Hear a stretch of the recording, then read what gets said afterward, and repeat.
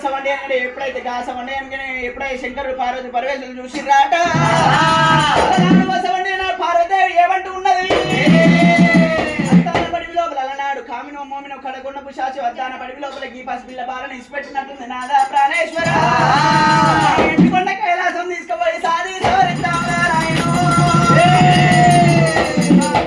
పెంచింది పెద్ద చేద్దామని ఎప్పుడైతే సమండి అనగానే ఎప్పుడైతే 3 రోజుల పసిపిల్లనాయన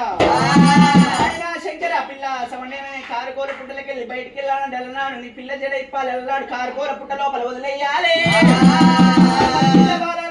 సమండి అనగానే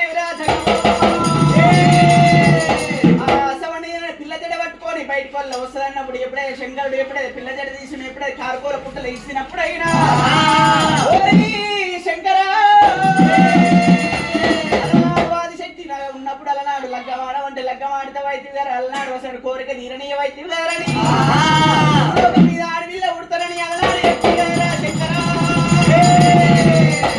చెప్పిండు అలనాడు అసమనే సంతోషమని ఎప్పుడైతే పసిపిల్ల బాల ఎప్పుడైతే బయటికి వెళ్ళిందాట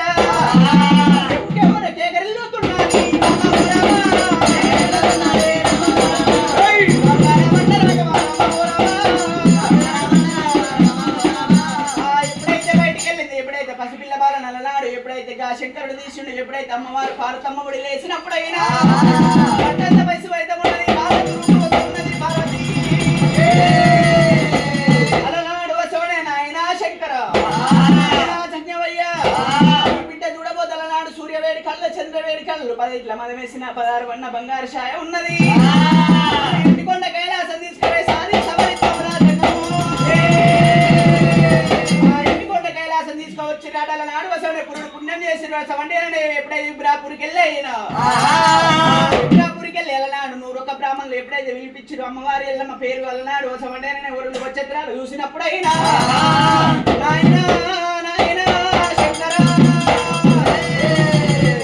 నీ బిడ్డ పేరు చూసినట్టే వెళ్ళనాడు వసవండి పుట్టు బుధారన్నాడు వెళ్ళనాడు పుట్ట లోపల దొరికింది నీ బిడ్డ పేరు మీద నాయన శంకర పేరు నల్లా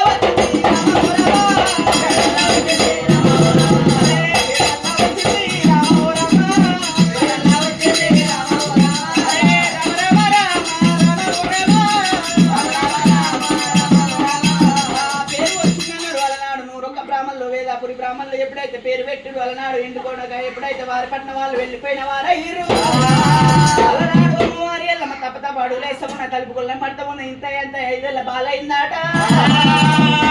అంటే పిలుస్తుంటే మహారాజు పరమేశ్వరుతో మనకి ఎంతో సంతోషం అయితే ఉన్నాయి నా బిడ్డ ఎల్లమ్మ దేవల నాడు వసవండే 5 ఏళ్ళ బాలయ్యింది నా బిడ్డ ఎల్లమ్మ కలనాడు వసవనే చదువులు శాస్త్రాలు వసవనే భూగోళ శాస్త్రాలు నేర్పియాలని చెప్పి అలనాడు వసవనే ఇంటికే 10 ఇంటికే బల్మం ఇచ్చారు అలనాడు ఎప్పుడైతే చదువుపల్లె తోలినప్పుడు అయినా పంతులు అయ్యే ఒకటి చెప్తే అమ్మవారి ఎల్లమ్మ 2 చదువుతున్నది 2 చెప్తే 3 చదువుతూ ఉన్నదట అమ్మవారి ఎల్లమ్మ కత్తి సార బాబు సార సార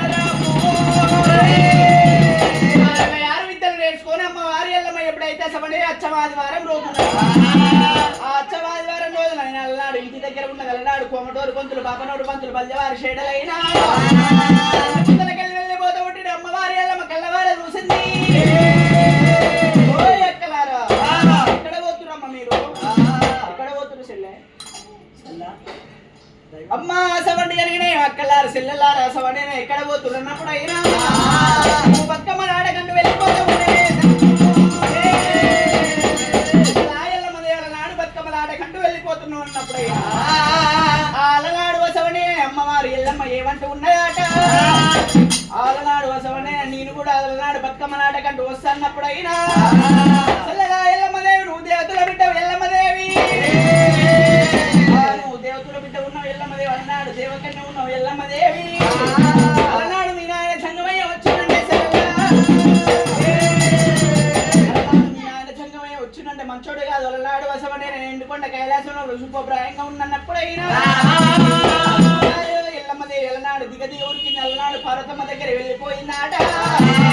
మా పార్వతేవి ఎల్లనాడు తోటి పిల్లలు అల్లనాడు బతుకమ్మ నాటకంటూ వెళ్ళిపోతా ఉన్నాడు దిగునాడు పెట్టన్నప్పుడు అయినా ఎల్లమ్మదేవి అల్లనాడు నువ్వు చూస్తేనేమో దేవతల బిడ్డ ఉన్నావు ఎల్లమ్మదేవి వెళ్ళనాడు వాళ్ళేమో మానవుల పిల్లలు ఉన్నారు ఎల్లమ్మదేవి అల్లనాడు మీ నాయన సంగమయ్య మంచోడు కాదు బిడ్డ ఎల్లమ్మ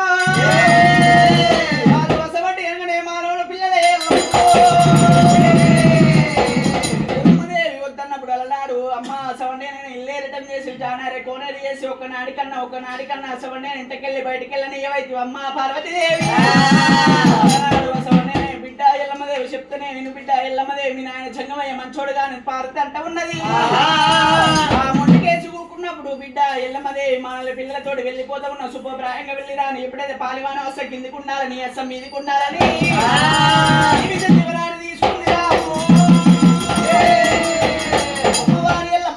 దీవనాన్ని తీసుకుంది అలనాడు వసవండే ఎప్పుడైతే పూలవనానికి వెళ్ళిపోయినా